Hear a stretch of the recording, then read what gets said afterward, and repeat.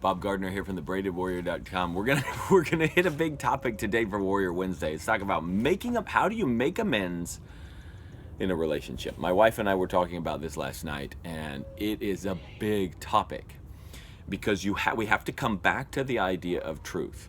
Now, there are times when people do things that they unwittingly hurt us. Times when they do it when they know it hurts us, but they did it. And times when they deliberately do something to kind of frost our buttons, if that's a real phrase. But you get the idea. There's a whole wide spectrum of why, where, how people do things, and it can cause friction and tension in a relationship that builds up a kind of energy between you. How do you make an amend so that you either part ways, if you got to part ways, or not, but you come to an amicable solution? And it has to start with the truth. Here is a situation that happened a while ago. My son, we'd asked him to put something away. He didn't put it away when we wanted him to. And then later on, I'm sitting on the couch and he's like messing things up. He's like taking things down, putting them on the floor. And I look at him and I deliberately tell him, like, dude, you're just messing things up. What are you doing? You're bored. You don't know what to do. Go find something else to do that's productive. Turns out that what was really happening was he was trying to find a way to to do what we'd asked him to earlier. Even though it was much later in the day, he was trying to find a way to be obedient. And I didn't know that, so I had made an accusation with him. Now, there's two ways we could go about fixing this. One is, oh, okay, well, I didn't mean to make an accusation. And this happens a lot.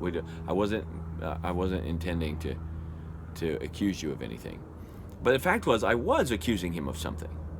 Whether I was doing it maliciously, in this case I wasn't, or whether I was just doing it because I made some assumptions and I wanted to fix a situation, I made an accusation. And if I'm honest, then maybe instead of saying, well, I wasn't trying to accuse you of anything, I'm sorry. Well, that's one way to do it. But what that does is it kind of ices over the problem and keeps it buried. We take care of just enough to not have to deal with the real thing. What if I came to him and I said, you know what you were doing was really bothering me. And I kind of said what I said because I was frustrated and I let my emotion kind of take over a bit. And I got a little hot in the head, and I was just saying this to you because I wanted you to stop. And I wasn't even thinking about your emotions. I was just kind of I cared about what I cared about, and that's it.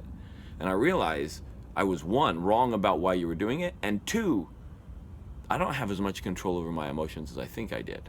I can totally understand if you don't want to hang around me, or if you're going to be a little bit more guarded around me, because I still haven't learned to control myself in this way and to be really honest with myself in this way. But I want to say I'm sorry, because I really don't want to hurt your feelings, and I really do appreciate having you around, and I do want to make this better. Now, that's a long apology, but can you feel the difference between the two? Can you feel the honesty in one and the kind of, well, mom tells me to say I'm sorry, so I'll just say I'm sorry, and then we can move on and not deal with it in the other? We have to start with honesty. Honesty, the whole truth, is a solid ground from which to move forward in life. If we don't start with honesty, we can't move anywhere. You might want to get to Disneyland. If you live in Tokyo and you're asking for directions to Disneyland and you're not honest about where you are, oh, I'm in Phoenix. Guess what? The directions are never going to get you to to Disneyland. You have to be honest about where you're starting from in order to be able to move in the direction that you want. So when you're making amends this week, or when you got some little rough experiences between you and your kids, or you and your wife or husband, or you and some friends, and you feel that emotion come up, it's time to be honest.